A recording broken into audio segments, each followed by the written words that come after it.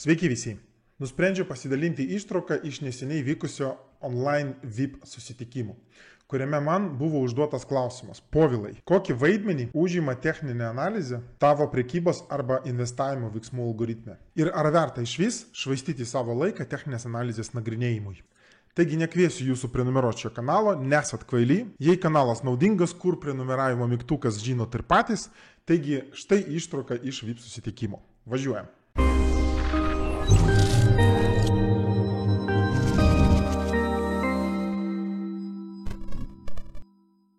Investavimas ir investavimas, pavadinkim taip, teisingas.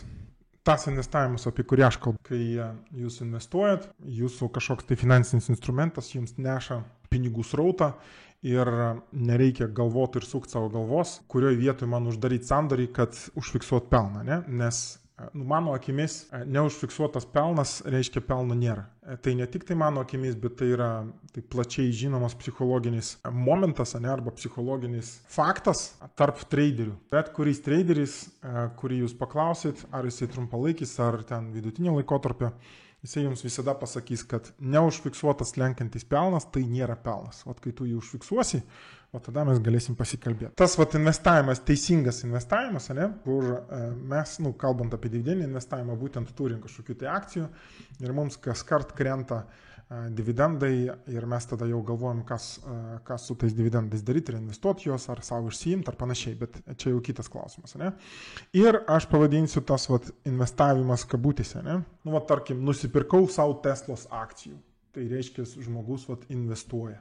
Tai man čia nėra investavimas, tai yra būtent tradingas. Čia aš tiesiog tą žodį darašysiu, tradingas. Tradingas arba mums nelabai patinkantis žodis, lietuviams nelabai patinkantis yra spekuliavimas.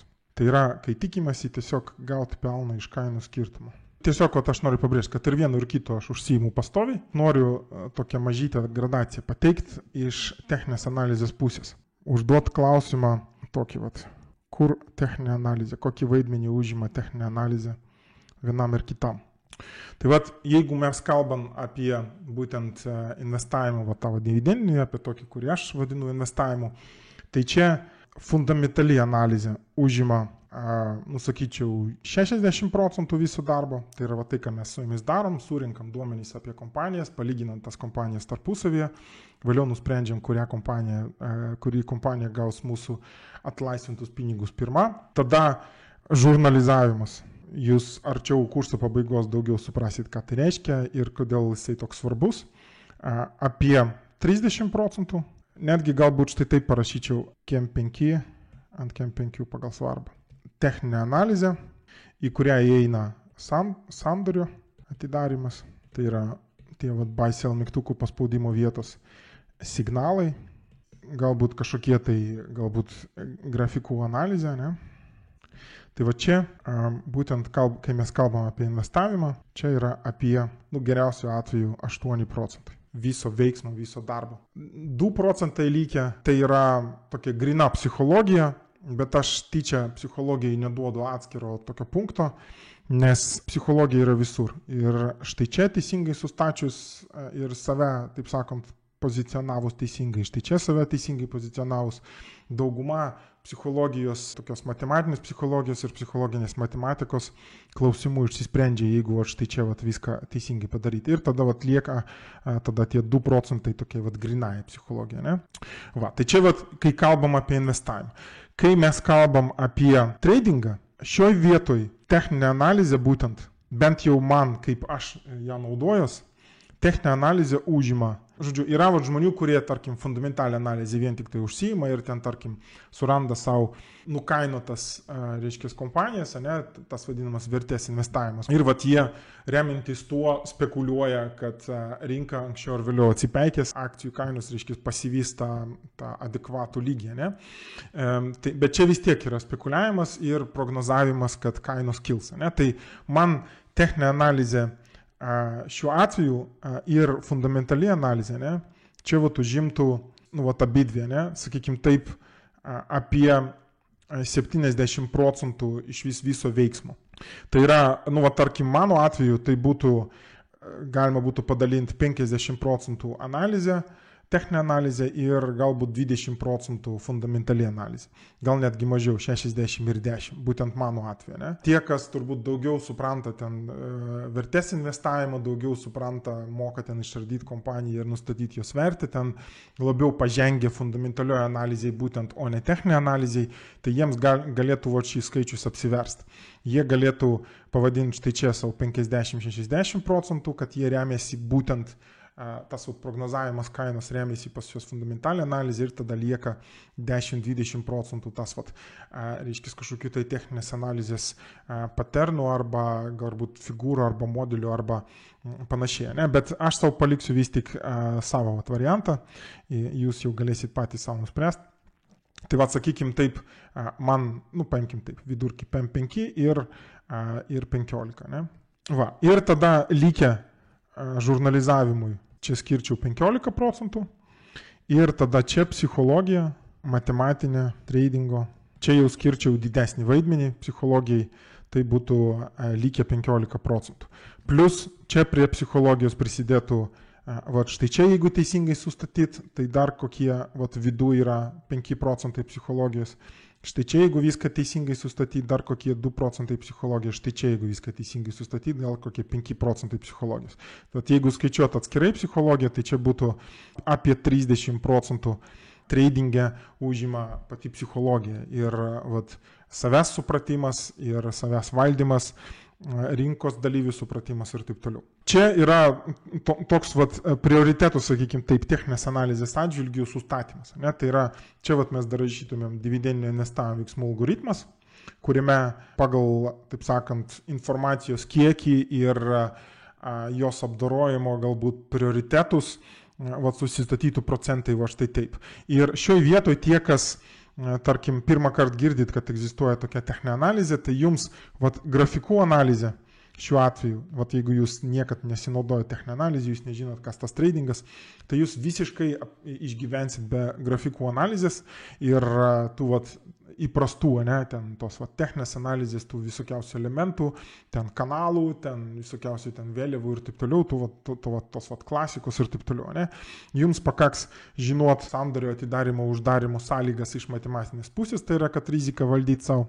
Signalai jums irgi nereikalingi iš principo, nes tie, kas ilgalaikiam laikotarpiu reiškia investuoja dėl dividendų, ten jūs vis tiek 10, 20, 30 metų jūs investuosit.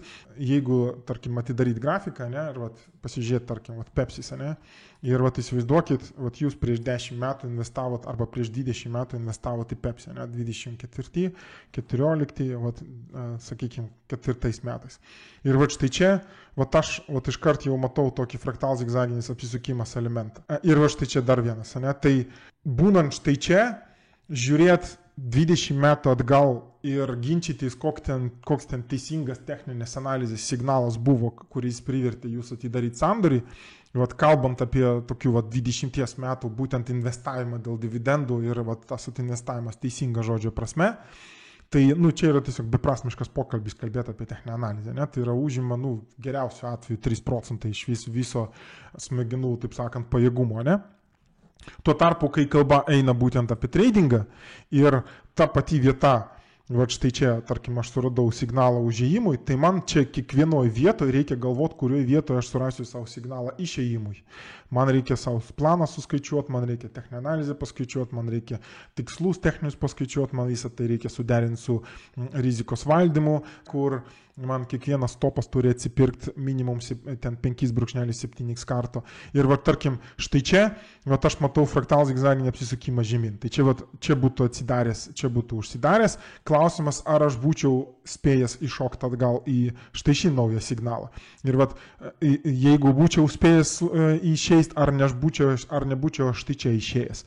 Tai čia būtent techninė analizė ir tas smegenų pajėgumas arba smegenų užimtumas tuo klausimu apie techninę analizę, kai kalbam apie tradingą, jisai yra žymiai svarbesnis, žymiai daugiau, taip sakant, smegenų pajėgumų užima. Ne? Todėl štai čia aš tiesiog pavadinčiau prekybos veiksmų algoritmas.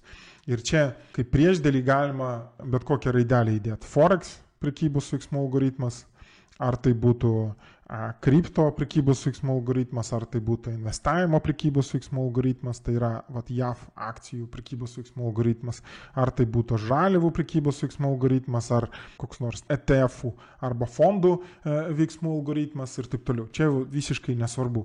Kai kalba eina būtent apie spekuliavimą, nupirkau pigiau, pardavė brangiau, tai čia smegenų pajėgumas nukreipiamas kitokia kryptim. Ir vėlgi, jeigu viso to nesudėliot savo galvoj į stalčiukus ir nesudėliot į prekybos veiksmų algoritmą, tai įprastai, net jei žmogus ir teisingai tuos veiksmus daro, jam pasisekė netyčia, jisai kažkaip tai jam atgalas ir jisai iškart teisingus veiksmus daro teisingu eiliškumu ir jisai nieko nežurnalizuoja ir nesupranta, kad tai reikia daryti, jisai niekada nesupras, kad jisai teisingai kažką daro. Mokėti signalus atpažinti, mokėti, nežinau, techninius modelius atpažinti, gražiai suskaičiuoti fundamentalią analizę ir surasti savo kažkokią tai gerą, vertingą kompaniją, kuri yra stipriai nuvertinta, visa tai netenka prasmės, jeigu žmogus neveda savo žurnalo, taip sakant, šventai, maniakiškai neveda savo žurnalo su tikslu surasti savo nuosavus, taip vadinamus, bifurkacijos taškus. Tu padarai 100 sandorių ir matai grafiką, kaip tu ten į pliusą arba į minusą nuvarėjai su tuo savo 100 sandorių, vis tiek bus bifurkacijos taškų, kuriuos galima analizuoti. Ir jeigu žmogus nieko nežurnalizuoja, jam nėra ką analizuoti. Jisai 100 sandorių atlikti, jeigu dirba žmogus intraday, užima turbūt kokius 1,5 metų. Jeigu žmogus dirba ilgesnėse perioduose, tai jam užims apie 10 metų 100 sandorių atlikti. Gal 5, jeigu ten labai aktyviai dirbs skirtingomis JAV akcijomis. Tai vat, po 5 metų neturėti iš vis jokio žurnalo, jokios statistikos nuosavų sprendimų, tai jokių bifurkacijos taškų nesurasi ir nežinosi, ką tu iš vis darei ir ką tu teisingai darei, ką tu blogai darei.